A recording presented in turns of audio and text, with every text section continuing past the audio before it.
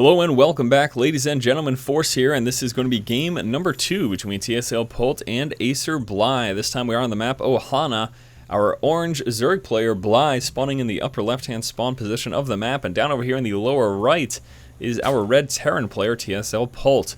Polt ends up winning last game. We saw his unit composition of choice was Hellion plus Bio, Marines and Marauders. And those Marauders able to soak up a lot of that Baneling damage, allowing the Marines and Hellions to micro away from those and pretty much take out everything that Bly had, because of course Hellions are great against both Speedlings and Banelings, and that is all that Bly had that game. So it was quite an impressive push there from Polt. Lots of great micro. Again, the biggest thing was the fact that he was able, for a majority of that game, to keep his sensitive units, his light units, those Hellions, away from the Banelings. He did a good job of microing them back, and the splits against that Baneling splash damage as well. So yeah, a pretty impressive game there from Polt. Once he took out that third, it was not looking good at all for Bly, and then once Bly lost his natural expansion, well, it just continued to look terrible for him, and actually probably should have called it a little earlier than he did, but you know what? I don't blame him. I certainly don't blame him for staying in the game and trying to tough it out and trying to actually go for the win there. Live to win. That's what they say. That's what I say. I made that up. All right, drone, and now moving down to the natural expansion, and Bly will be coming out here. Hatch first. Again, we are on the map Ohana. A couple key features to keep in mind here at Ohana. We do have these destructible rocks right back on this right-hand side of the natural expansion, of course, down over here on the left-hand side. The reason that's important to keep an eye on, though, is because that is a second avenue into your naturals, so definitely want to make sure you have eyes on that, at least on the health bar there. Oh, and also, if you're new to playing StarCraft, I get a lot of messages from people saying that, they watch my StarCraft commentary and it got them into the game, and that is great. It is awesome. One big thing you got to make sure you do, though, as I do my cast here, health bars up. So important for playing. Definitely very important for playing for stuff like this, so that you don't have to click on these rocks to know that they're getting destroyed. You could just see that health bar gets worked down, but I don't even know why I'm talking about that. Who knows? Overlord Scout now moving down over here. Polt spots it with his Marine, gets a couple shots off. Not going to be able to kill that, though. Overlord just has too much life, and that Marine, well, not quite enough damage. As you can see, the Overlord of Bly is trying to get his way back here into a safe position, which will allow him to push that in later on to get some sacrificial scouting there to see exactly what Polt's doing here. Now, as you can see, Polt, with his expansion, 50% of the way finished now. It does look like, yeah, he's got double refineries up as well, so I'm almost assuming we're going to be seeing the same style of build that we saw last time. At least the opening here of a factory pretty much immediately.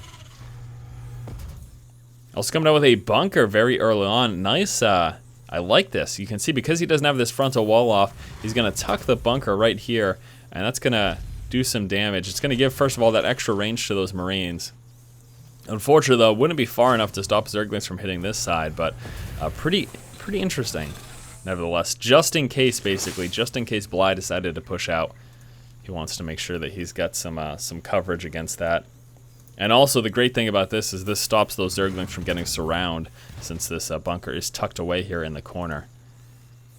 And it covers pretty much all of the... It does cover all of this ramp, and it covers a majority of this distance as well. It just doesn't cover this far corner. Pretty sure Speedlings would be able to, Zerglings would be able to hit that without getting damage from the bunker. But anyways, I've just been rambling on about a whole lot of nothing here. Bly looks to be going for that Ice Fisher style build again. This means droning up to about 44. And then we're going to see some massive extractors get placed down. Okay, not massive, maybe 4 at most. So here come the extractors now, just relying on those queens early game to defend. Maybe a couple of Zerglings as well. Zerglings with that map control at the moment, and a little bit of a variation here. Polt, double starport. Get ready for some Banshee play, my friends. This is quite exciting, to be honest with you. We've got Marines churning out of that starport, and here come the Banshees. Tech Lab's now getting placed down there, and we get a Marine keeping an eye out for this Overlord right here, which is pretty crucial. He does not want Bly to scout out those double starports. That would not be good for him. Nice fanning out here of these Overlords, making sure he's got some coverage, some vision of all the corners of his base. See if anything fancy's coming. And Bly continuing now to spread that creep. Evolution chamber coming through. 2 evolution chambers. Where's that second? There it is, hiding under the Overlord. Metabolic boost now starting as well. Here comes the layer. And here come the Banshees. Like the position here, though. And actually, this probably slightly also informed this bunker placement. Because he knew he was going to be coming out with these double starports. Obviously, Polt knew that. So this Overlord hasn't started moving. We got this Overlord over here, but I don't think that that would get to the starports in time if those Marines just push back to take him out. Third base coming out right now for Bly. Working on those level 1 upgrades. The weapons for those melee units. Queen's continuing to spread that creep. Now, my only concern here, though, is that we're not seeing any cloak from Polt. He is just going straight up Banshees. And since we do have a fair amount of Queens in play, Queens are actually pretty good against those Banshees. Now, we got Marines moving out to try to help with that, but the Spielings, of course. First Queen down. And the Queens continue to get forced back now. We got all 4 Queens grouping up. Oh, we don't have enough for a transfuse there, unfortunately. This guy's got enough to transfuse, but he can't transfuse himself. That's the bitch of it. A couple more moving up over there. Actually, that's just the same, too. That's what I thought. Overseer coming out, but again, that is not necessary for Bly because they do not have cloak. He's just going straight up Banshees and massing them up now. He's got 4 in play, 2 more in production. He's just keeping up with this. But again, no cloak.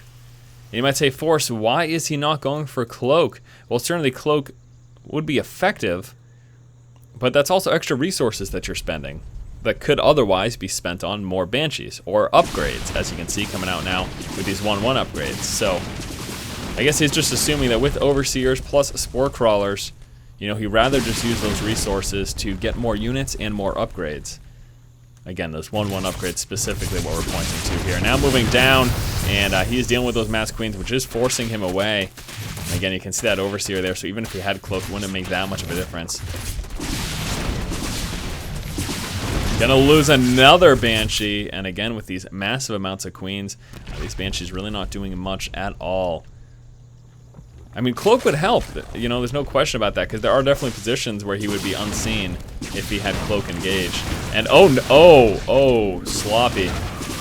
Sloppy there, ends up losing that, which was very unnecessary. He's gonna take another loss to a Spore Crawler, please don't.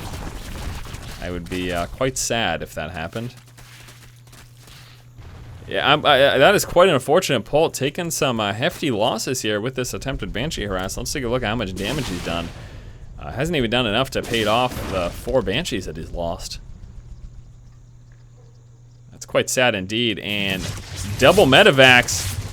What the heck is going on? I am perplexed right now. Polt just lost a medevac that he had rallied over there.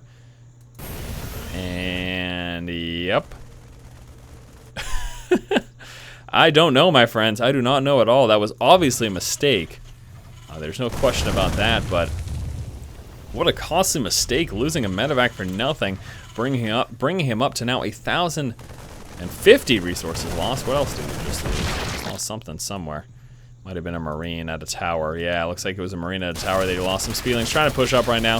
Now he's going to have to contend with those Marines, and he doesn't have the force necessary to deal with that at the moment. We do have 7 infestors coming out, and the pathogen gland research did just finish, so he's got that extra energy there for those infestors. Also, burrow research coming out. Level 1 flyer attack. Does he have mutas in play? Nope. Let's have a spire out. Maybe he's planning for...